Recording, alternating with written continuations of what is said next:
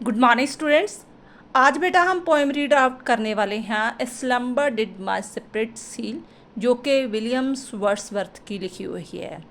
इस पोइम में वो एक लड़की जिसका नाम लूसी है उसकी इमेजिनेशन करता है कि जब उसकी डेथ हो गई थी उसके बाद उसे लगता है एकदम उसे शॉक लगा कि लड़की की डेथ हो गई है, क्योंकि वो उसका हरमन प्यारा बच्चा था। ठीक है, तो लेकिन डेथ के बाद कैसे इंसान रियलाइज़ करता है, फील करता है, उसके बारे में वर्णन किया है।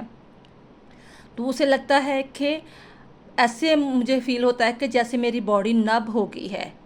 ठीक है, मुझे दुख सुख का कोई भी प्रभाव नहीं पड़ता। मेरी बॉडी एक जो है वो मैं स्लम्बर टाइप हो चुका हूँ, मेरी बॉडी बिल्कुल सील हो चुकी है। अब मुझे कोई भी जो दुख है जो उसका कोई प्रभाव नहीं पड़ रहा। रीज़न ये है कि मुझे लग रहा है जो लूसी है, मेरी लड़की है, वो मल्पी अमर हो चुकी है, इमॉर्टल हो चुकी है। ठीक है, वो जैसे मल्पी, उसकी जो रूह है, उसकी आत्मा है, इसी नेचर में जो समा चुकी है। तो हम आपको ये पता होना चाहिए फर्स्ट ऑफ ऑल कि जो लूसी है एक्चुअली विलियम वर्ड्सवर्थ के अकॉर्डिंग वो एक इमेजिनेशन लड़की है, जिसके द्वारा वो उसने 4-5 पॉइंट्स लिखी है लूसी से रिलेटेड वगैरह। ठीक है, कोई उसके बच्चे का नाम नहीं है, कोई वाइफ का नाम नहीं है, कोई लव वंस वगैरह नहीं है। लेकिन जो कवि है ये चीज़ जो डिस्क्राइब करना चाहता है कि अगर हम अपने जीवन में किसी प्यारे को, लव वंस को खो देते हैं, तो उसकी डेथ का हमारे ऊपर, हमारी इमोशनल फीलिंग्स के ऊपर क्या प्रभाव पड़ता है। और इसमें जो वर्ड्स आए हैं पहले हम उस वर्ड्स को अंडरस्टैंड करेंगे, देन आफ्टर हम जो लाइन बाय एक्सप्लेनेशन करेंगे और बाद में क्वेश्चन देखेंगे। तो वर्ड्स हैं जैसे स्लम्बर वर्ड्स आ रहा है फर्स्ट लाइन में। स्लम्बर का मतलब है कि वो गहरी नींद में चला गया है। ठीक है, कि अब उसे दुख सुख का कोई पर प्रभाव नहीं पड़ रहा, एकदम उसका दिमाग जो शॉक हो गया है अचानक जब उसने अपनी जो प्यारी बच्ची है उसकी मृत्यु की खबर सुनी। डोनेरल होता है अरसा, डेली रोटेशन, जैसे कि रात दिन जो बीतते हैं, समा जो परिवर्तन होता है, सर्दियाँ गर्मियाँ आती रहती हैं ऐसे। तो द टच ऑफ द अरसा जियर किस टाइम, काफ़ी the passing of time will no longer, के समा जो बीतता जाता है लेकिन उसकी आत्मा पर कोई भी प्रभाव नहीं पड़ रहा। As a part of nature, यानी कि वो जो लड़की है वो इमॉर्टल हो चुकी है, यानी कि वो एक नेचर का ही पार्ट बन चुकी है। तो उसे ऐसे लगता है अभी भी वो नेचर में फील करता है, जंगलों में, पेड़ पौधों में, फूलों में, पहाड़ों में, पत्थरों में, उसकी होंद को रियलाइज़ करता है कि वो नेचर का ही एक पार्ट बन चुकी है। ये पोइम एक्चुअली ये एक एनालॉजी है, यानी कि शोक गीत है जो डेथ के बाद जो जैसे गीत गाते हैं। ठीक है, जो होते हैं मल्पी एक अपना दुख प्रकट करते हैं जिस लय में, उसे हम एनालॉजी बोल देते हैं।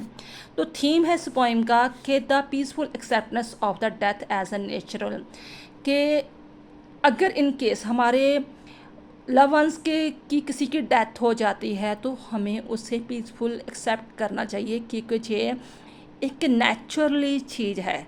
जो इंसान दुनिया में आया है उसने दुनिया से जाना भी है, उसे एक्सेप्ट करना चाहिए। तो लूसी मैंने पहले बता दिया, लूसी उसकी एक इमेजिनेशन गर्ल है जिसमें कम से कम उसने 4-5 पॉइंट्स में उससे रिलेटेड रख कर ही कविताएँ लिखी हुई हैं। चलो अब हम कविता को एक्सप्लेन करते हैं। फर्स्ट ऑफ ऑल ये विलियम्स वर्ड्स की पोएम लिखी हुई है, विलियम वर्ड्सवर्थ की, और 1798 के दौरान लिखी हुई थी। This poem is about the death of love ones. How does the poet feel when he thinks about her death, how does he imagine her to be after death है। उसके death of loves one की ये related कविता है। तो ये 2 स्टैंजों में, एक तरफा स्टैंजा एक ही है लेकिन 2 थॉट्स दिए हुए हैं कि जब एकदम सडनली किसी की डेथ की कोई बात सुनता है अपनी लव वंस की, ठीक है, तो वो कैसा फील करता है, और देन आफ्टर बाद में क्या इमेजिनेशन करता है कि हाँ वो डेथ के बाद उसकी आत्मा कहाँ गई होगी। A slumber did my spirit seal. I had no human fears. She seemed a thing that could not feel the touch of earthly years. कहता है मैंने जब लूसी की जो डेथ सुनी तो एकदम जो मेरी जो शरीर था वो एकदम सील हो गया। मुझे ऐसे लगा जैसे मेरी पूरी बॉडी मेरी एक गहरी नींद में चली गई है। I no human fears. अब मुझे कोई भी जो दुख तकलीफ मेरे शरीर पर कोई प्रभाव नहीं पड़ रहा उसका। मुझे ऐसा लग रहा है कि लूसी क्या हो चुकी है। She seemed a thing that could not feel the touch of earthly shears.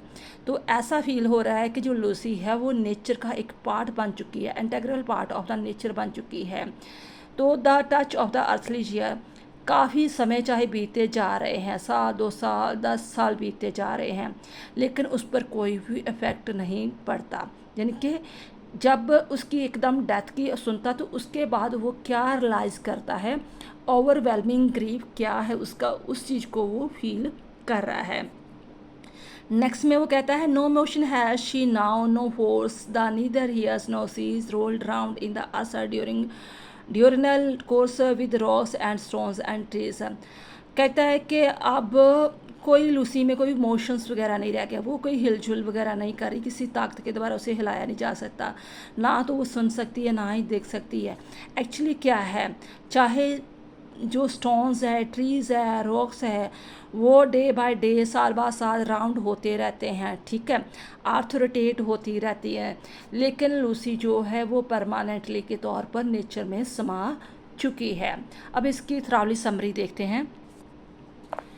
Grief over Lucy's death. The grief over the death of Lucy is so overwhelming that it has sent the poet's soul into slumber. Lucy की death सुनकर वो इतना shock हो गया कि उसे लग रहा है कि मेरी सारी बॉडी जो स्लम्बर हो चुकी है। He is now beyond the grief of loss. अब वो दुख से भी आगे बढ़ चुका है। जैसे कहते हैं ना कि हाँ, इतना आदमी को शॉक लग जाता है कि अब लगता है कि और भी दुख आ जाए तो मुझे उसका कोई असर नहीं होता। He does not have any ordinary human fears. Unlikely any other dead person, Lucy is not forgettable. चाहे और भी कई रिलेटिव की डेथ हो रही है या कुछ भी, लेकिन लूसी की मौत को वो भुला नहीं पा रहा। She is likely like a thing which remains untouched by the movement of time. In other words there is nothing to fear. Lucy is immortal. Lucy inseparable part of nature, no doubt. She has neither any motion nor any strength. She can neither hear nor see. She has become a part of nature itself. She is one with rocks, stones and trees. As a part of ongoing endless process of nature, she is immortal and unforgettable. ये कुछ आपके important question आ रहे हैं जो text book के related है, कि बस जो आपकी लाइनें दी गई है उसके अकॉर्डिंग पूछा गया कि इसका आंसर क्या है। या ये लाइन है कि इस लाइन में जो आपको एक्सप्लेनेशन दी है उसके अकॉर्डिंग कविता की कौन सी लाइन बनती है। कविता चाहे छोटी है लेकिन जो इम्पॉर्टेंट होती है, ये मैक्सिमम होता है ये चीज़, जितनी कविता छोटी होगी उसका उतना ही एग्ज़ाम में इम्पॉर्टेंस बढ़ जाती है। कुछ और थोड़ी सी इम्पॉर्टेंट क्वेश्चन कि जो कवि है वो क्या मैसेज देना चाहता है। What message does the poem slumber did my spirit seal convey. William Words want to convey the message that both life and death are two sides of the same coin, है ना। अगर life मिली है तो death भी naturally आनी है, जिसे हम 99% इग्नोर करके जीते हैं। All humans being are mortals. Mortal होता है कि हाँ उसको मृत्यु आनी है। इमॉर्टल होता है जिसे मृत्यु नहीं आती, जैसे लूसी को समझता है कि अब वो मर चुकी है, अब वो इमॉर्टल बन चुकी है, नेचर का पार्ट बन चुकी है। लेकिन ऑल ह्यूमन बीइंग्स मॉर्टल है, उनको कभी ना कभी मृत्यु आनी है। Whoever is born in this world must be die one day, one should accept this truth. हमें इस सच्चाई को एक्सेप्ट करना चाहिए। मान लो कि हमारे किसी लव वंस की डेथ होती है, तो अगर हम इस पॉइंट को पढ़ते हैं, इस चीज़ को, सच्चाई को सामने रखते हैं, तो हम उससे दुख को बर्दाश्त करने की हमें थोड़ी सी क्षमता मिल जाती है।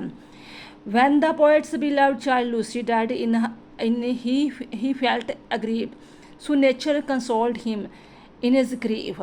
The numbness that he felt for a moment enabled him to overcome his grief. He accepted that truth. After this, he was no longer troubled by the thoughts of his beloved's death. He realized that after her death, Lucy has become an integral part of the nature. Next एक और question बनकर आ रहा है, Wordsworth was greatly shocked when he heard about Lucy's death. Describe in your own words the shock which the poet felt. भी कवि एकदम shock हो जाता है जब लूसी की अचानक वो मौत सुनता है। आप कविता की किस लाइनों से ये जो है जस्टिफाइड कर सकते हो। When Wordsworth heard about Lucy's death, he received shock. A sort of slumber came over his spirit. Slumber का जो वर्ड्स आ रहा है ना, जो पहली 2 लाइनें आ रही है, उसी से वो रियलाइज़ होता है हमें कि सचमुच उसे इतना शॉक लगा था। जैसे जहाँ वो कहता है कि मैं एक गहरी नींद में चला गया, कहते हैं ना वो कोमे में चला गया, वो सदमे में चला गया। A sort of slumber came over his spirit. He was so much pained that his soul could not feel anything. Lucy had no motion, no force. She could neither hear nor see anything. The poet felt that Lucy had become an integral part of nature. Merged with the rocks, stones, and trees, she is now rolled round the earth's diurnal courses. Wordsworth feels that Lucy, by becoming a part of nature has become one with his soul also. Now Lucy's soul, nature, and the poet's soul have become one with the nature. I hope ये point आपको अच्छी तरह समझ में आ गई होगी। Thanks बेटा।